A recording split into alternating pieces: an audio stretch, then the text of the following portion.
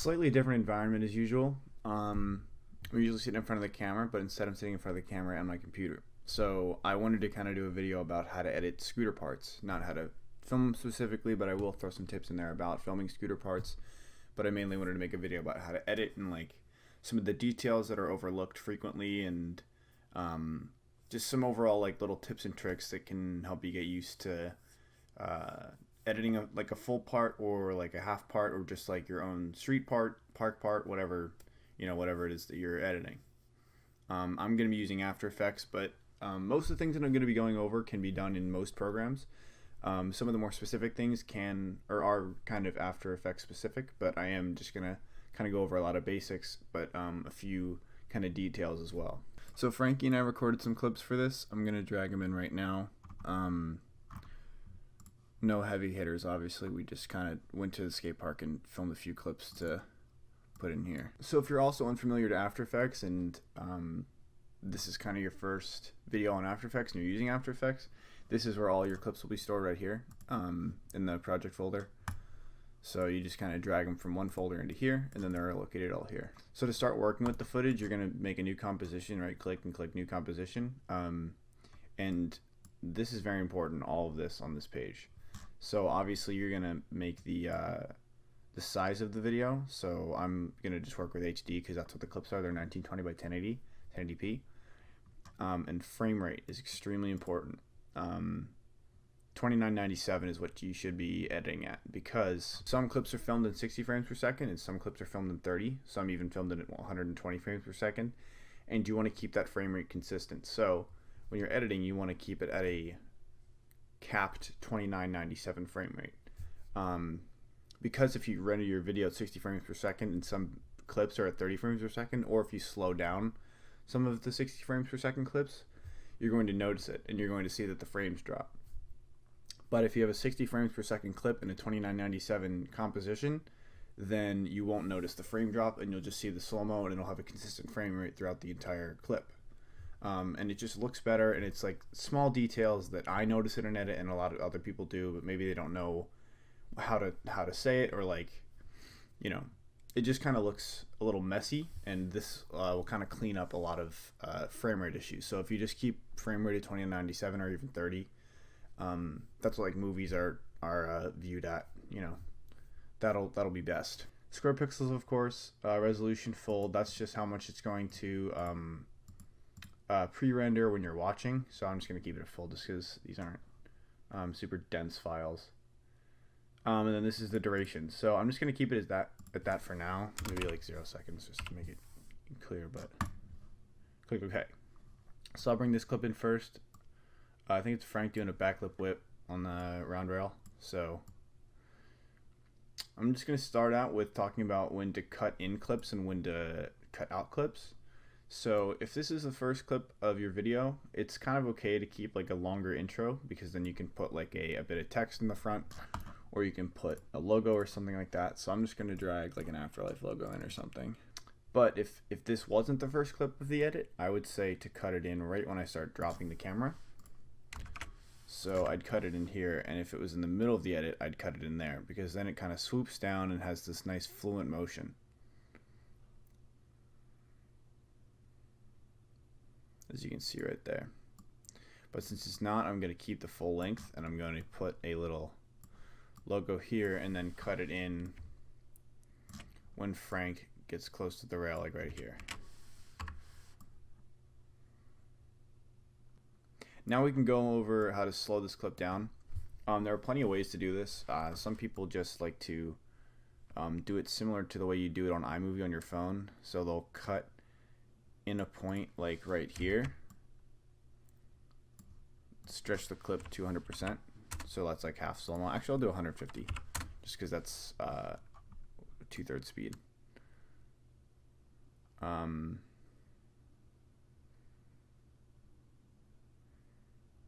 And then right where you want to cut it out, so I'll cut it out like right here, then you make this clip 100% speed.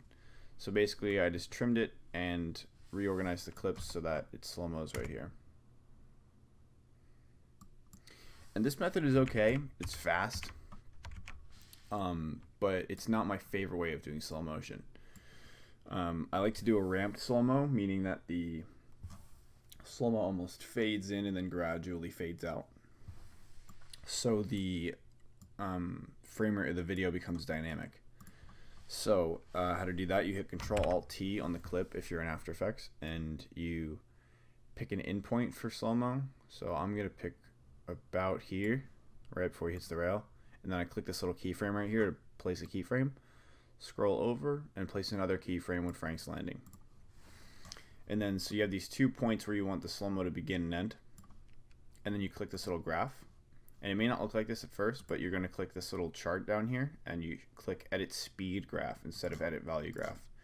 And Edit Speed Graph just allows you to adjust the speed at which the frame rate changes. So I'm going to take this portion of the clip, and you can click from this keyframe to this keyframe by clicking the line. Then you drag it forward, and that creates a slower portion between the frames. And then you take the bottom keys that it is now created and drag them up to curve them. And then once that curve is created, it'll create a ramped slow-mo. So then it creates a very unique sound and a very unique look for slow-mo. It's very unlike other slow-mo. As you can hear, the sound of the rail almost kind of curves. It's just a really cool effect overall. And you can really slow it down if you'd want to. I think I filmed this at 60 frames per second, so I can't drop it too much. I'm just going to cut this clip out here. But like, that's probably as slow as I can get it. Still looks super sick though. Alright, so now I guess we can go to the next transition. And if we're using music, something beneficial to do if you're editing with music is to show the waveform while you're editing so that you can see the points where kicks happen and high intensity parts of the song.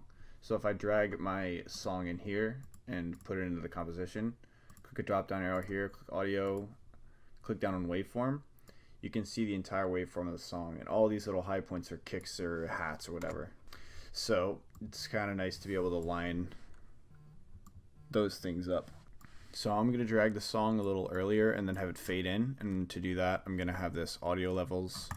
You click the stopwatch and then you drag over here and you drop the decibel level, and it'll make the song fade in.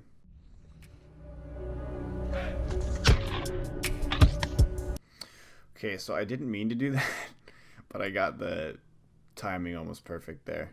I'm actually going to reduce the audio of the song just by like 7 decibels. So I'm going to have the clip cut out on this beat. And then take my next clip, which I think will just be me doing this. Ooh, okay, so I found a cool thing that I could do here. I'm gonna ramp slow-mo this too. I'm gonna pick one point as when I get into the front 50 on this little under ledge. So I'm gonna pick one point here. Then this point when I land. Then I'm gonna move my cursor to this little hat right here. I'm gonna drag out the slow-mo that long. So then when I hit the 50 and then I get out of the 50, it hits on 2 beat points of the song.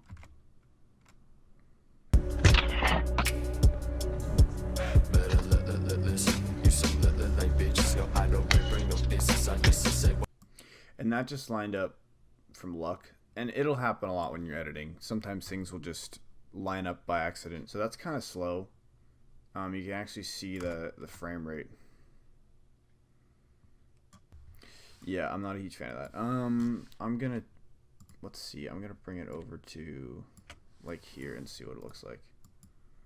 Ooh, actually, I'm gonna bring it right here. Oh, this should work, actually. So then I'm gonna cut it out right on this beat. Now we should have a lot of cool timed up clips.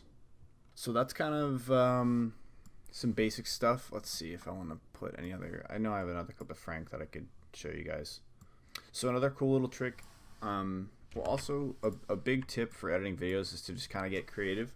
You can't really mess up unless it just looks bad, but you know, there's a lot of cool fun things you can do. Like when I was filming this clip of Frank, I got really close to his wheels because I like to do this effect sometimes in my videos where I slow-mo a wheel running by the camera because it just looks really cool when you slow it down a lot. So I'm gonna pick those 2 points, slow the shit out of it, like almost, yeah, 0.6 should be good because that's almost 50% slow. So and then when it runs by, it just looks really cool. Yet again, another accidental lineup of Frank landing on beat. I'll bring it back an inch. And then to fade out the song, just because I'm obviously I don't have enough clips to make a full part between Frank and I, but I'm just gonna fade this song out. So I pick a keyframe now, and then I drag out like a few seconds, and then I drop the decibels to until you can't really see the waveform anymore. So about 62 should do -62, and then you want to trim it right there. And what I'm doing right there is hitting Control-Shift-D to trim that.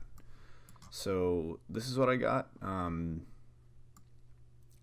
think I included quite a few tips. Just kind of get creative.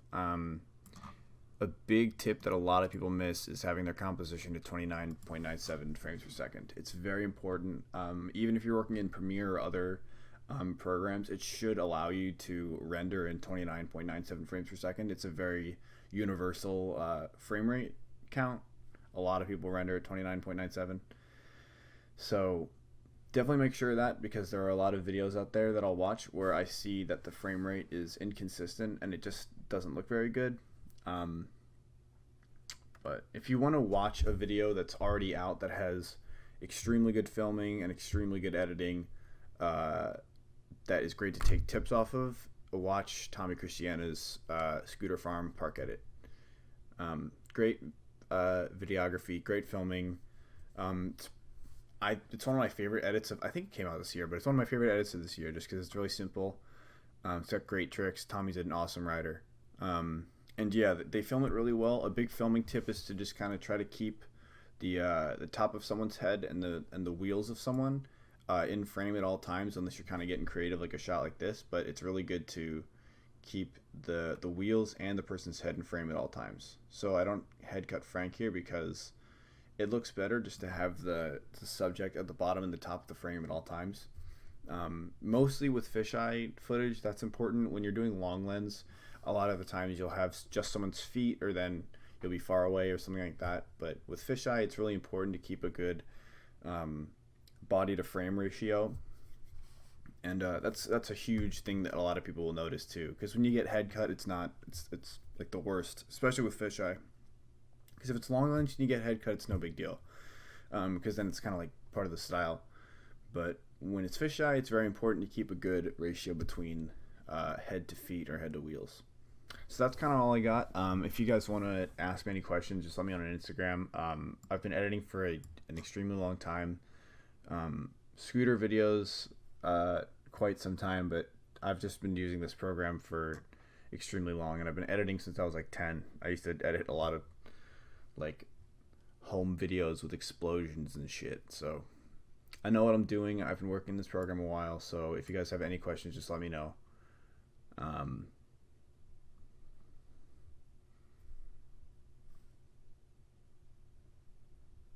What can I say? I'm a professional editor.